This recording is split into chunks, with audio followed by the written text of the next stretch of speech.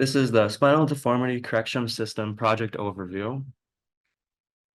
I am Aiden Dottier. I'm a mechanical engineering student. I'm Brandon Kostek. I'm a biomedical engineering student. I'm Sam Russell. I'm a biomedical engineering student. And I'm John Kiernan, a mechanical engineering student.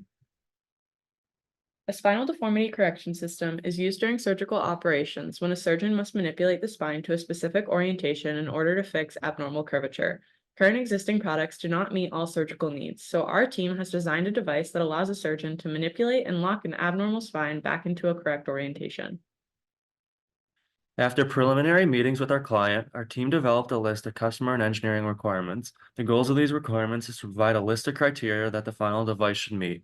On the screen are the main requirements that the team aimed to meet in our final design. The group concluded the four main functions of the system would be attachment to hardware, spinal adjustment, angle measurement, and position locking. The design process consisted of an initial brainstorm for generating concepts, a secondary refinement of the concepts, and a final feasibility assessment to decide if they would work well in practice. Then it was on to the machine shop for producing our metallic prototypes. The lever arms offer interchangeable attachments to work with the existing horizontal rods and custom vertical rods that will be attached to the spine.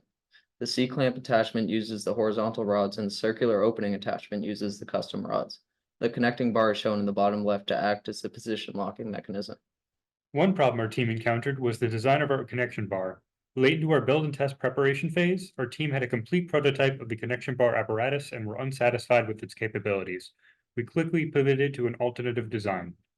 Due to our flexibility, we were able to produce an updated prototype that took into account design flaws in our original model and feedback from our client that works effectively.